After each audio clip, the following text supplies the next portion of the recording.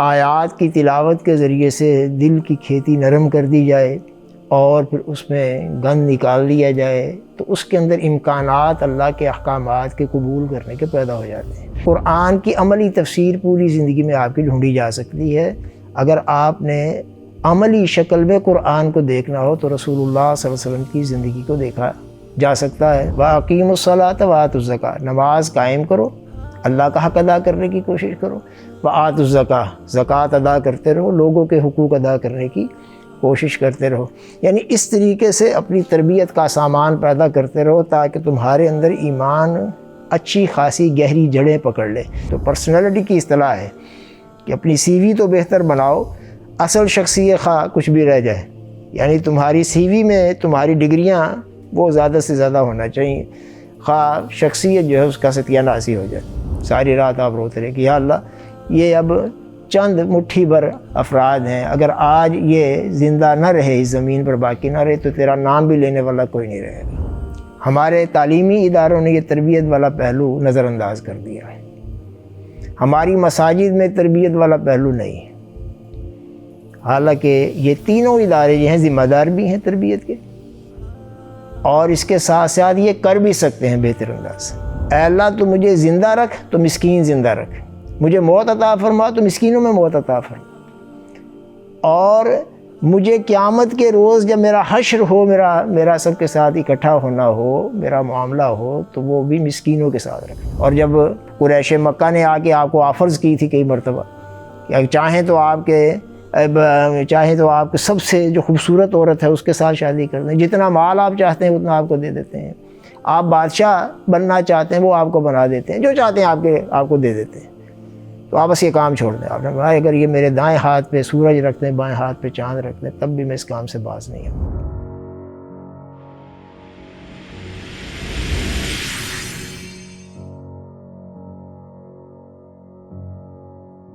اعوذ باللہ من الشیطان الرجیم، بسم اللہ الرحمن الرحیم، اللہم صلی علی محمد وعلی آل محمد وبارک وسلم۔ میں عرض کر رہا تھا کہ اس طریقے سے پھر یعنی ان کی تربیت اور تزکیہ ہے۔ یہ جو تربیت اور تزکیہ ہے اس میں رسول اللہ صلی اللہ علیہ وسلم نے جو کام آپ کا فرض منصبی کے طور پر قرآن پاک نے بیان فرمایا ہے، جو آیت بھی میں نے شروع میں تلاوت کی ہے کہ هو الذی بعث فی الامیین رسولا منہم یتلو علیہم آیاتہ ویزکیہم ویعلمہم الکتاب والحکمہ وَإِن كَانُوا مِن قَبْلُ لَفِي ضَلَالٍ مُبِينٍ۔ یہ آیت جو ہے یعنی اس مفہوم سے 4 مرتبہ قرآن پاک میں یہ آئی ہے۔ ایک تو 2 مرتبہ سورہ بقرہ میں ہے، تھوڑی سی یعنی مفہوم اس میں الفاظ کی تبدیلی کے ساتھ، الفاظ تو یہی ہیں لیکن ترتیب کی تبدیلی کے ساتھ، پھر اس کے بعد سورہ آل عمران میں ہے، پھر آخر میں جو ہے سورہ جمعہ میں 28ویں پارے میں ہے۔ اس میں رسول اللہ صلی اللہ علیہ وسلم نے جس طریقے سے اپنے ساتھیوں کی تربیت فرمائی ہے، جو اکٹھے ہوتے چلے گئے، جو اس لا الہ الا اللہ محمد رسول اللہ صلی اللہ علیہ وسلم کی گواہی دیتے رہے، تو ان کو آپ نے اکٹھا کر کے تو ان کا جس طریقے سے تربیت کا انتظام فرمایا، تو یہ آیت اس کو بیان کر دی ہے کہ وہی اللہ کی ذات ہے کہ جس نے بھیجا امیوں میں سے یعنی ان پڑھوں میں، انہی میں ایک رسول بھیجے، انہی کے قبیلے سے تھے، انہی کے خاندان سے تھے، علیحدہ کہیں باہر سے نہیں آئے تھے، جو ان کے اوپر اللہ کی آیات کی تلاوت کرتے تھے۔ یتلو علیہم آیاتی، اس کی آیات یعنی اللہ کی آیات کی تلاوت کرتے، ویزکیہم، اور ان کا تزکیہ کرتے تھے، یعنی ان کا باطن پاکیزہ بنانے کی کوشش کرتے تھے، اور باطن پاکیزہ ہو جائے تو پھر ظاہر بھی اس کے نتیجے کے طور پر پاکیزہ ہو ہی جاتا ہے۔ پھر انہیں تعلیم کتاب یعنی احکامات سکھاتے تھے، احکامات ان کو بتاتے تھے۔ جب آیات کی تلاوت کے ذریعے سے دل کی کھیتی نرم کر دی جائے اور پھر اس میں گند نکال لیا جائے تو اس کے اندر امکانات اللہ کے احکامات کے قبول کرنے کے پیدا ہو جاتے ہیں۔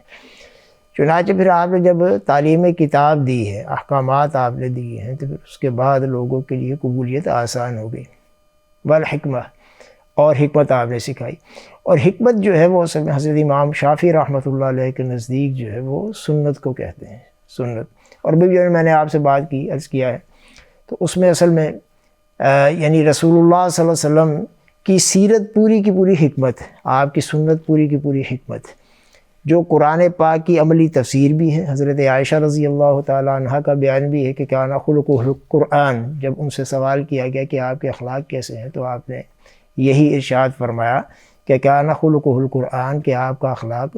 قرآن ہے۔ یعنی قرآن کی عملی تفسیر پوری زندگی میں آپ کی ڈھونڈی جا سکتی ہے۔ اگر آپ نے عملی شکل میں قرآن کو دیکھنا ہو تو رسول اللہ صلی اللہ علیہ وسلم کی زندگی کو دیکھا جا سکتا ہے، تو اس کو دیکھنے کے بعد قرآن پڑھا جا سکتا ہے۔ تو یہ آپ نے طریقہ کار اختیار فرمایا۔ اب یہ جو چیز ہے تزکیہ والی، اس کے بعد پھر اگلے مراحل تربیت ہے، تزکیہ ہے، اور تربیت میں خاص طور پر ایک تو یہ ہوا،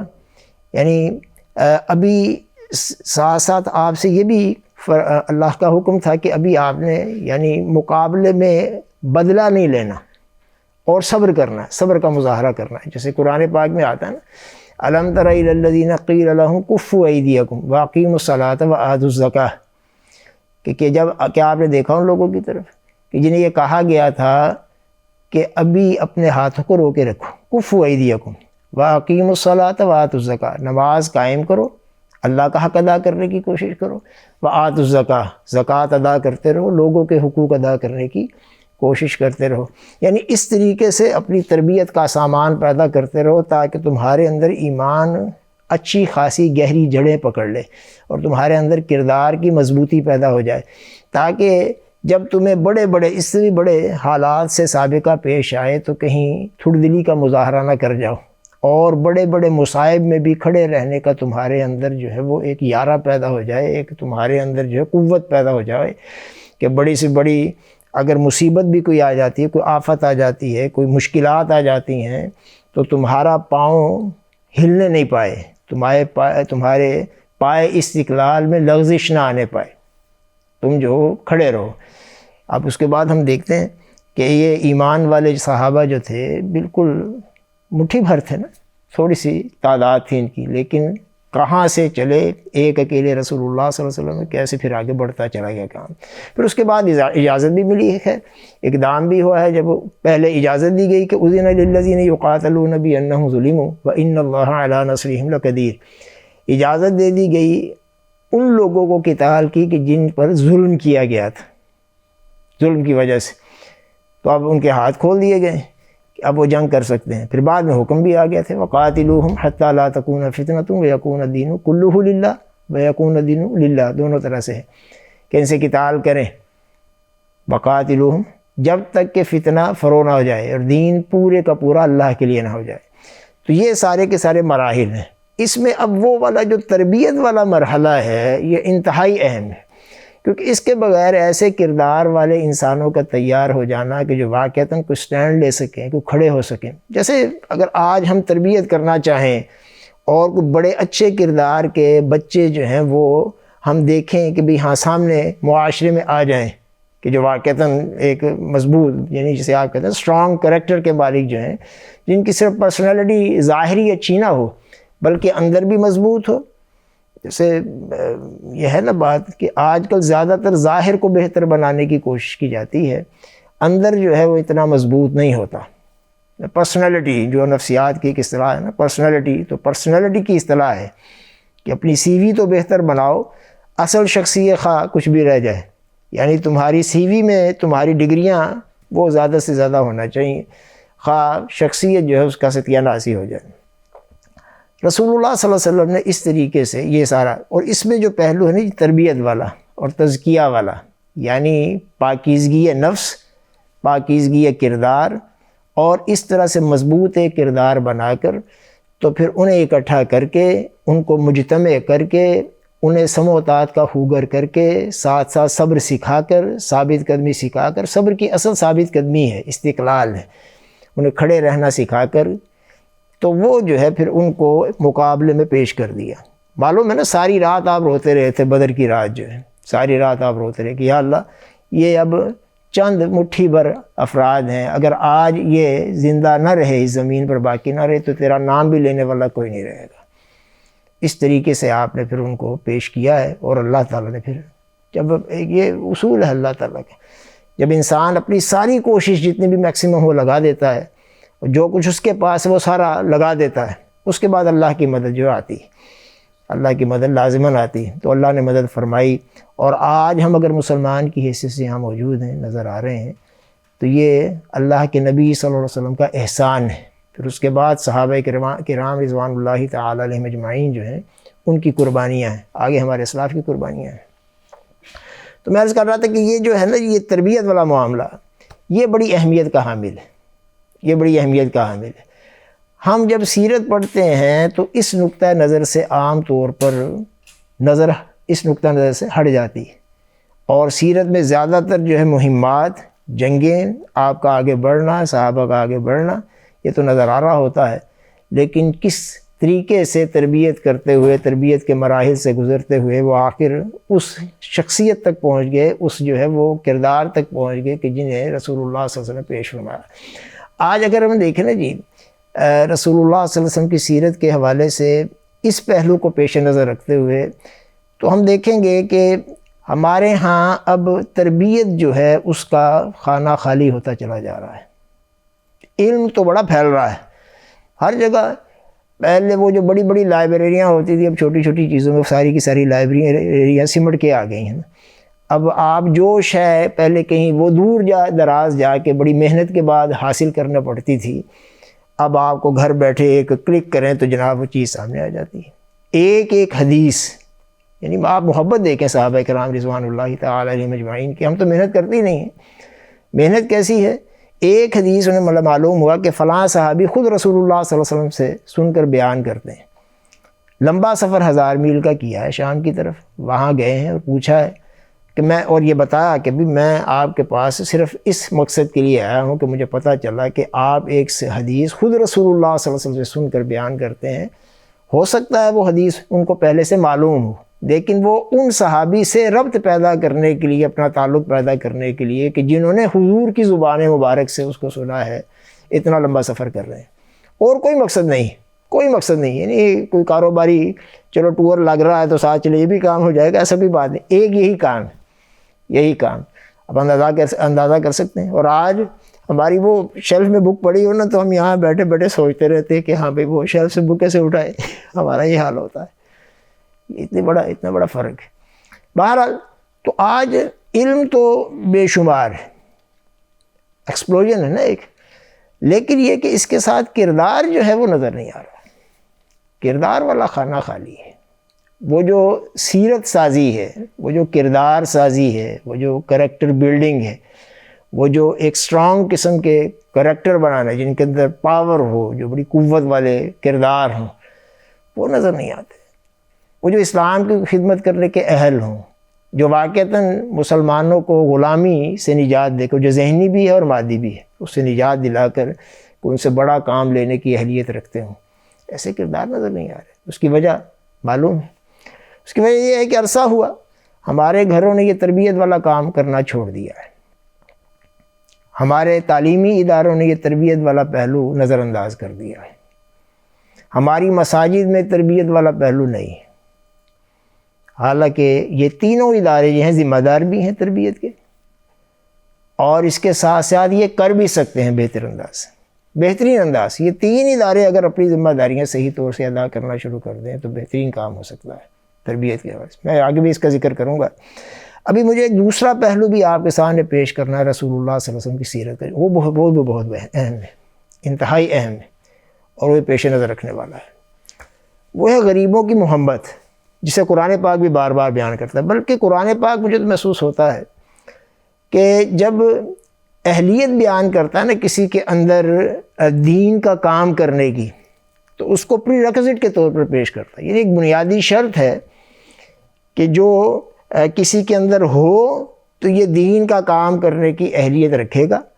اگر یہ شرط اس کے اندر موجود نہیں ہے تو اس کو ہو سکتا ہے کہ دین کے کام کرنے کی اہلیت ہی نہ ہو، یہ کوالیفائی نہ کر پائے، اور اگر کوالیفائی کر جاتا ہے تو اگر مطلب کسی نہ کسی طرح سے فرض کریں کہ تھوڑا سا آگے قدم بڑھانے کی کوشش کرتا ہے، لیکن اگر پھر کمی پیدا ہوتی ہے تو پھر یہ کوالیفیکیشن جو ہے یہ پھر مان پڑتی نظر آتی ہے۔ بڑی اہم شے ہے۔ اس کو اگر ہم ایک لفظ میں بیان کریں وہ تو ہے ہمدردی کا جذبہ۔ لیکن اگر اس کو ذرا تفصیل سے بیان کریں تو آپ قرآن پاک کو بھی دیکھیں گے، آپ رسول اللہ صلی اللہ علیہ وسلم کی سیرت کو بھی دیکھیں گے۔ غریبوں کی ہمدردی، غریبوں کی محبت، جو پسا ہوا طبقہ ہے، جو بالکل نیچے پاؤں کے تلے روندا جا رہا ہے، ان کے ساتھ ہمدردی والے جذبات۔ آپ دیکھیں قرآن پاک جو ہے وہ کہتا ہے نا کہ وہ جو شروع میں سورہ دہر ہے، سورۃ الانسان، اس میں کیا کہا گیا ہے کہ یہ جو اما شاکرا و اما کفورا انا ہدیناہ السبیل اما شاکرا و اما کفورا، ہم نے انسان کو ہدایت کے راستے دکھائے، اب شکر گزار بہو یا یہ کہ وہ ناشکری کرنا شروع کر دیں۔ اور ہم نے ان الابرار یشربون من کأس کان مزاجها کافورا عینا یشرب بها عباد اللہ یفجرونها تفجیرا یوفون بالنذر ویخافون یوما کان شرہ مستطیرا ویطعمون الطعام علی حبہ مسکینا ویتیما واسیرا اور انما نطعمکم لوجہ اللہ لا نرید منکم جزاء ولا شکورا۔ اس میں یہ کہا گیا ہے کھانا کھلاتے ہیں، بھوکوں کو کھانا کھلاتے ہیں، غریبوں کی مدد کرتے ہیں، پیش نظر کیا ہے کہ اللہ راضی ہو جائے۔ سورہ بلد اگر آپ دیکھیں گے تو اس میں اللہ فرماتا ہے کہ فلقتحم العقبہ وما ادراک ما العقبہ فک رقبہ او اطعام فی یوم ذی مسغبہ یتیما ذا مقربہ او مسکینا ذا متربہ ثم کان من الذین آمنوا وتواصوا بالصبر وتواصوا بالمرحمہ۔ یعنی پہلے یہ گردن کا چھڑانا، غریبوں کی مدد کرنا، یتیموں کے کام آنا، یہ ساری چیزیں ہیں۔ پھر یہ جو ہے ایمان کے مدارج طے کر سکتا ہے اور اس اہلیت کو پہنچ جاتا ہے کہ وتواصوا بالصبر وتواصوا بالمرحمہ، اب یہ صبر کی تاکید کرنے کے قابل ہو جاتا ہے۔ رسول اللہ صلی اللہ علیہ وسلم کی زندگی اگر آپ دیکھیں گے تو آپ اپنی بعثت سے پہلے جو ہے رسول اللہ صلی اللہ علیہ وسلم مبعوث ہونے سے پہلے ہی غریبوں کی بڑی ہمدردی کرتے تھے۔ اس کی گواہی اس سے بڑی اور کیا ہوگی کہ حضرت خدیجہ رضی اللہ تعالی عنہا، آپ کی زوجہ محترمہ، جب آپ پہلی وحی جب آپ پر آئی ہے تو گھبرائے ہوئے گھر تشریف لائے ہیں۔ جن الفاظ کے ساتھ انہوں نے آپ کو تسلی دی ہے سارے کے سارے یہ خدمت خلق والے اور غریبوں کی ہمدردی والے۔ واللہ ما یخزیک اللہ ابدا، خدا کی قسم اللہ تعالیٰ آپ کو کبھی بھی رسوا نہیں کرے گا۔ انک لتصل الرحم، پہلی وجہ کیا ہے کہ آپ صلہ رحمی کرتے ہیں،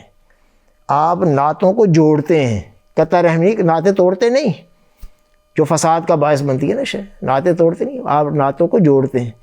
اور دوسری بات کیا ہے وتحمل الکل، اور جو غریب ہیں، جو بے کس ہیں، بے سہارا ہیں، محتاج ہیں، آپ تو ان کا بوجھ اٹھاتے ہیں، آپ ان کو وتکسب المعدوم، اور آپ تو جو جس کے پاس کوئی شے نہیں ہے، کوئی وہ جو بالکل بے سہارا ہے، آپ تو اس کے لیے کماتے ہیں، وتکسب المعدوم وتعین علی نوائب الحق، اور آپ جو حق کے مصائب ہیں آپ ان کے مصائب کے مقابلے پر مدد دیتے ہیں۔ حق کے جب بندہ حق کی تبلیغ کرتا ہے تو مصائب آتے ہیں، نہیں مشکلات آتی ہیں، اس میں سٹینڈ لینے کے لیے جو ہے وہ اچھا خاصا بندے کے اندر، جو میں نے کہا نا، کردار کی مضبوطی ہونی چاہیے۔ تو آپ تو اس حق کے غلبے کی خاطر جو ہے وہ آپ مدد دیتے ہیں، حق کے غلبے کی خاطر مصائب جو آتے ہیں تو آپ اس میں کھڑے رہنے والے بھی اور دوسروں کو کھڑے رکھنے والے بھی ہیں، اس میں معاون ہو جاتے ہیں، نہ یہ کہ آپ اس لوگوں کے معاون نہ ہوں۔ آپ کی زندگی تو یہ حضرت خدیجہ رضی اللہ تعالی عنہا نے جو ہے وہ آپ کو ان الفاظ کے ساتھ تسلی دی ہے، ان الفاظ کے ساتھ تسلی۔ پھر اس کے بعد آپ کی دعائیں اگر آپ دیکھیں گے تو آپ کی ایک بڑی مشہور دعا ہے اللہم انی اسألک فعل الخیرات وترک المنکرات وحب المساکین، اے اللہ میں تجھ سے سوال کرتا ہوں بھلی باتوں کا، بھلے کاموں کا، اچھے کاموں کا میں تجھ سے سوال کرتا ہوں، اور منکرات کے چھوڑ دینے کا سوال کرتا ہوں، یا اللہ کہ مجھے منکرات سے باز رکھ، میں بری چیزیں جو ہیں انہیں چھوڑ دوں، بری باتوں کو چھوڑ دوں، اور وحب المساکین، اور مجھے تو مسکینوں کی محبت عطا فرما، یہ میں تجھ سے سوال کرتا ہوں۔ یہ محبت ہے نا جی۔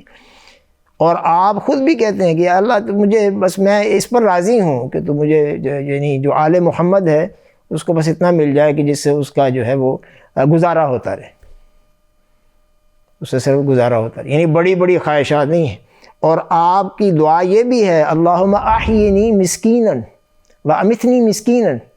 واحشرنی فی زمرۃ المساکین یوم القیامہ، فی زمرۃ المساکین یوم القیامہ۔ اے اللہ تو مجھے زندہ رکھ تو مسکین زندہ رکھ، مجھے موت عطا فرما تو مسکینوں میں موت عطا فرما، اور مجھے قیامت کے روز جب میرا حشر ہو، میرا سب کے ساتھ اکٹھا ہونا ہو، میرا معاملہ ہو، تو وہ بھی مسکینوں کے ساتھ رکھنا۔ یہ ہے آپ کی محبت کا عالم رسول اللہ صلی اللہ علیہ وسلم کی، اور آپ کس طریقے سے جو ہے وہ غریبوں کے کام بھی آتے ہیں، پوری زندگی ہے نا جی کہ بھائی غریبوں کے کام آنے والے ہیں۔ اور آپ نے اپنے لیے فقر کو پسند فرمایا، الفقر فخری، فقر میرا فخر ہے، یعنی مجھے بڑی بڑی خواہشات نہیں ہیں۔ اور جب آپ کے سامنے دنیا پیش کی گئی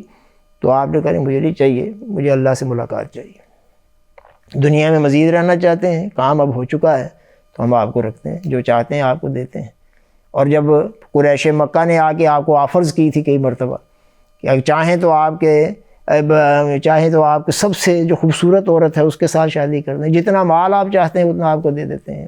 آپ بادشاہ بننا چاہتے ہیں وہ آپ کو بنا دیتے ہیں، جو چاہتے ہیں آپ کو دے دیتے ہیں، تو آپ بس یہ کام چھوڑ دیں۔ آپ نے کہا اگر یہ میرے دائیں ہاتھ پہ سورج رکھ دیں، بائیں ہاتھ پہ چاند رکھ دیں، تب بھی میں اس کام سے باز نہیں آؤں گا۔ اور ایک دفعہ ایک سفر میں جو ہے ایک حضرت ابو سعید خدری سے روایت رضی اللہ تعالیٰ عنہ، ایک بڑے جو غریب آدمی تھے سواری پر آئے تو آپ ان کی حالت دیکھ کے پریشان ہو گئے۔ آپ نے اس وقت فرمایا، اب یہ جو ہے نا چیز یہ سننے والی، آپ نے فرمایا جس کے پاس من کان معہ فضل ظہر فلیعد بہ من لا ظہر لہ، کہ جس کے پاس فالتو سواری ہے وہ اس کو دے دے جس کے پاس سواری نہیں، یعنی زائدہ ضرورت جس کے پاس سواری ہے وہ اس کو دے دے جس کے پاس سواری نہیں ہے۔ اور من کان معہ فضل زاد فلیعد بہ من لا زاد لہ، جس کے پاس زیادہ راہ کھانے پینے کا سامان زائدہ ضرورت ہے وہ اس کو دے دے جس کے پاس ہے ہی نہیں اس کی ضروریات کے پورا کرنے کے لیے۔ یہ ایک اصول بن جاتا ہے نا جی۔ صحابہ کہتے ہیں کہ اللہ کے نبی صلی اللہ علیہ وسلم نے مختلف اصناف کا ذکر فرمایا تو ہمیں ایسا محسوس ہوا کہ زائدہ ضرورت شے پر ہمارا کوئی حق ہی نہیں ہے۔ یعنی جب حالات اس طرح کے ہو جائیں کہ دولت کی تقسیم جو ہے وہ خراب ہو جائے، کچھ کے پاس تو بہت زیادہ ہو ضرورت سے زائد، اور کچھ جو ہے بھوکے مر رہے ہوں، بنیادی ضروریات بھی پوری نہ ہو رہی ہوں، تو یہ جو حالات ہوتے ہیں یہ ظالمانہ حالات، اس میں ایک صحیح اسلامی ریاست اگر ہو تو وہ ایسے لوگوں سے جن کے پاس بہت زیادہ ان سے لے کے انہیں دے گی کہ جن کی ضروریات بھی پوری نہیں ہو رہی۔ اور چاہتا کیا ہے اسلام؟ چاہتا ہے کہ لوگوں کے اندر احساس ہو اس بات کا کہ ہمارے پاس اگر ہے تو ہمیں ان کا خیال کرنا چاہیے کہ جن کے پاس نہیں۔ یہ جو شے ہے یہ اگر پیدا ہو جاتی ہے تو پھر اس کے بعد گویا کوالیفائی کر جاتا ہے بندہ کہ واقعتاً اس کے دل میں لوگوں کے لیے ہمدردی، یہ ہمدردی رکھتا ہے۔ لیکن جی جب بندہ دعوت اور تبلیغ کا کام کر رہا ہوتا ہے تو اس کے دل میں کیا ہوتا ہے؟ رسول اللہ صلی اللہ علیہ وسلم فرماتے ہیں، جو مفہوم مشہور حدیث ہے نا، کہ میری اور تمہاری مثال ایسے ہے کہ تم جہنم کے کنارے پر پہنچ گئے، اس میں چھلانگیں لگانا چاہتے ہو، اس میں گرنا چاہتے ہو، اور میں تمہارے کپڑے پکڑ پکڑ کر، پلو پکڑ پکڑ کر تمہیں بچانے کی کوشش کر رہا ہوں۔ کیوں؟ کہ انہیں کوئی تکلیف نہ ہو جائے، انہیں کوئی تکلیف نہ ہو۔ تو یہ ہمدردی کی ہی آخر کا مظہر ہے نا، یہ ہمدردی کا پہلو ہے۔ تو جس کو یہی خیال نہیں ہے کہ میرا بھائی ہے، میرا عزیز ہے، میرا پڑوسی ہے، میرا محلے دار ہے، یا عمومی طور پر اب تو لوگوں کو پتہ چل جاتا ہے، تو وہ غربت بہت بڑھ گئی ہے۔ اور ان حالات میں بھی اس میں آپ دیکھ رہے ہیں کہ بہت زیادہ جو ہے وہ یعنی انفلیشن بھی ہے، اور اس کے ساتھ جناب وہ یعنی بڑی مشکلات ہیں۔ تو ان حالات میں جو ہے وہ ضرورت ہے کہ نہیں کہ ایسے، تو یہ رسول اللہ صلی اللہ علیہ وسلم کی سیرت کا ایک دوسرا پہلو ہے کہ جس میں جو ہے وہ یہ بات ہمیں نظر آتی ہے کہ رسول اللہ صلی اللہ علیہ وسلم نے یہ جو یعنی غریبوں کے کام آنا جو ہے اس کو سامنے رکھا ہے۔